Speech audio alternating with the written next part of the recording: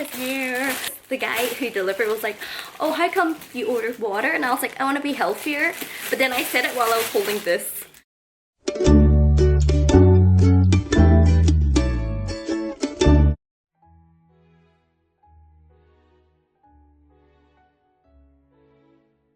It's currently 7 o'clock. It's just us three today. Tim is off to meet his friends for dinner and drinks. Dear, my face is a little red these days. I think I'm coming down with something. You see, her cheeks are so red. She doesn't like it though. Come on, work with me. Work with me. Come on, work with mommy. Good.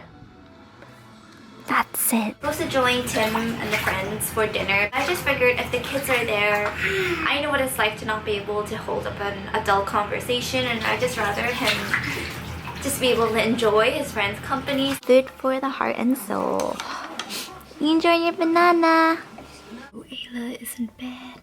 Thank goodness for a Calpol and ibuprofen. One each, ibuprofen for Ayla, Calpol for Isaac. And they both seem a lot more calm.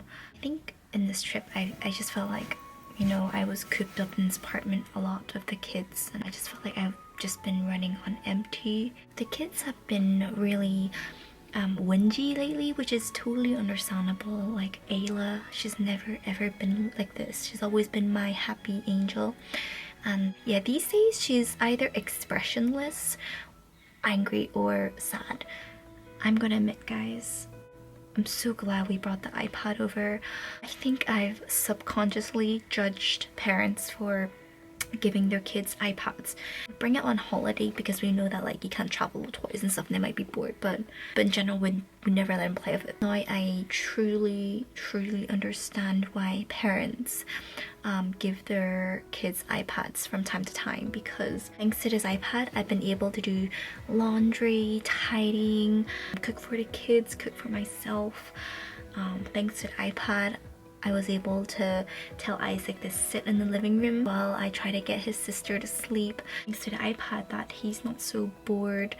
We don't have a lot of toys here in this apartment, and since we haven't been out much, we've been cooped up in the apartment, they're just really bored. Do you feel better right now?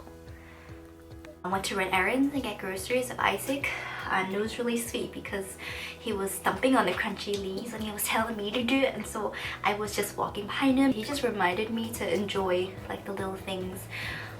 Don't be so serious all the time. Oh, also good news, guys. It looks like her second tooth has finally cut through. Since coming here, I have been nothing but negative Nancy or emotional Emily, and I'm done. You finished with your wee-wee? Oh, it's a poo-poo! Isaac has just reminded me that life is like taking a dump. You should just flush it and just let it go. No point lingering and stinking yourself out. The most important thing is I've decided to take charge of my emotions. Bend over! Right now I'm working on a surprise project, but it's related to the schools. So I haven't forgotten about that, guys. I haven't had Yoshino in forever. Since my skin is so dry and irritated, it feels really tight. Sort of hurts even when I pull any expression. I'm using this gold premium modeling mask, which, if I'm being very honest, looks completely different from the box. Keeping this on for 30 minutes and we'll see how it works.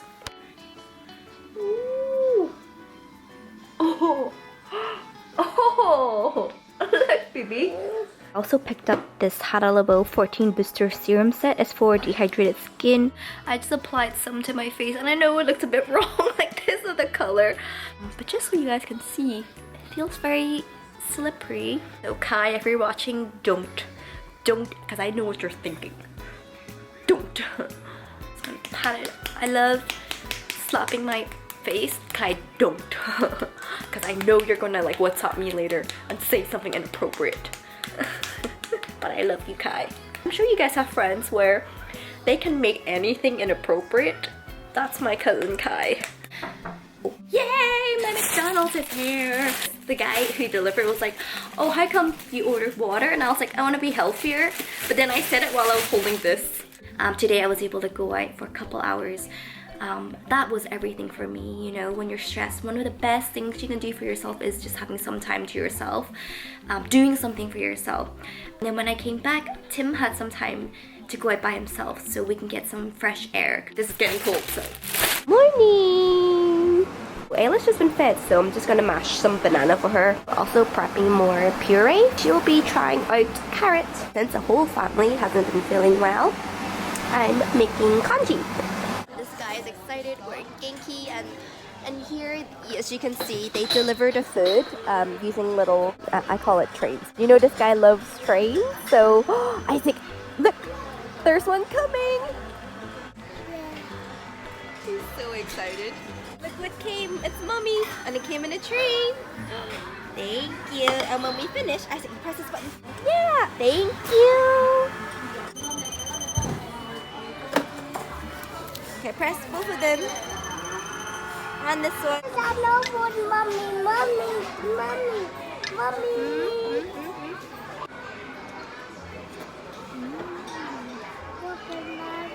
It's coming, you have to wait. Oh, another one's here. See, you say, thank you, train. And then you press the button for Mommy, please. And say bye-bye. Bye-bye, train. Bye-bye, train. One of Isaac's absolute favorite cakes are the cream cakes. The moment when someone sends me this tweet. No kids, one kid, two kids. So uncanny. So glad that we have Isaac's old clothes here, or she would be cold. So she's woken up again. I don't think she slept very long, and I decided that if she's gonna stay up, I'm just gonna cherish it. More cuddle time! Are we gonna have fun? Hello! Oh, what's with the face? Morning, guys. So I had such a good sleep despite Ayla waking up about 3 or 4 times last night. I've been taking magnesium. Magnesium can be used to relax the muscles and calm an anxious mind. I didn't realize it, but my brain was subconsciously anxious all the time. And that's why I struggled to fall asleep. But the magnesium really seems to be helping. Just want to quickly talk to you guys about something while the whole house is asleep. You know people who go on Facebook and they leave very cryptic statuses, or people who vent on Facebook? And when I see people do all the time, I used to think, oh, why put it out in the public? A few days ago on my Instagram stories, I did a little bit of venting. I guess I was pretty bummed about Tim going out and having a bit too much fun, and I wasn't hurt about him going out. I was hurt because I thought he couldn't find it in his place to come back a little early, at about early 3 a.m. to help me out. Those 2 hours made everything, but he didn't know I was sick.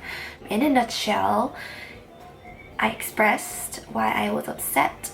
He understood, he apologized, just moved on from that, and it's fine. A very kind subscriber told me to go look at some of the comments in one of his Instagram posts. The comments, even though with my best interest at heart, and I know you guys are just watching it for your girl, but I was heartbroken by the tone being used. My husband's the type that says, you know, those who mind don't matter and those who matter don't mind, but I knew it upset him. I didn't know if those 2 little posts could direct so many of you guys towards him. Since we wrote the book together on how we overcame our problems, I thought, okay, you know, we've opened up, it's okay to expand a little bit more at times, but I don't want you guys to take sides. So to clarify, we were doing something a married couple does best, having a tiff and getting over it. When I say our marriage isn't perfect, what I meant was just most days we adore each other, but there's some days where I want to kick him in the balls. But that's marriage for you. Basically, concluding everything off, it was never my intention to portray the perfect marriage. I guess I've just always felt so comfortable, and I don't know, maybe too comfortable. What I didn't realize was that it would lead a barrage of judgment towards the person that I cared most about. And that is what I am the most apologetic for. And I know Tim and I rewrote a chapter on how we overcame so much to find each other again. Even though it was really difficult writing it, we knew it was worth it because it inspired a lot of you guys to choose love. I realized that, yes, I'm a very open person. But here's the thing, my husband isn't. I know a lot of you guys in the comments really appreciated me being real about our marriage, but I think we should be more private about our marriage again. I think it's a really perfect example is also to show how your emotions, if you don't learn to control them, they consume you. You know, a snowball can turn into an avalanche.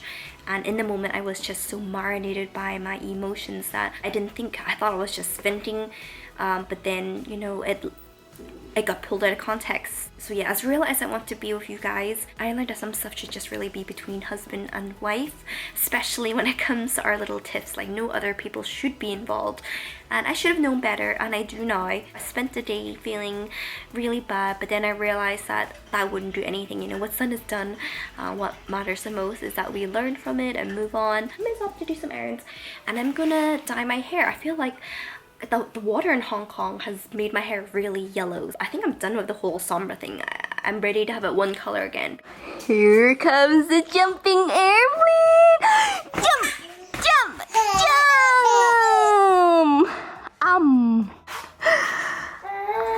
Are you ready? Here comes the airplane.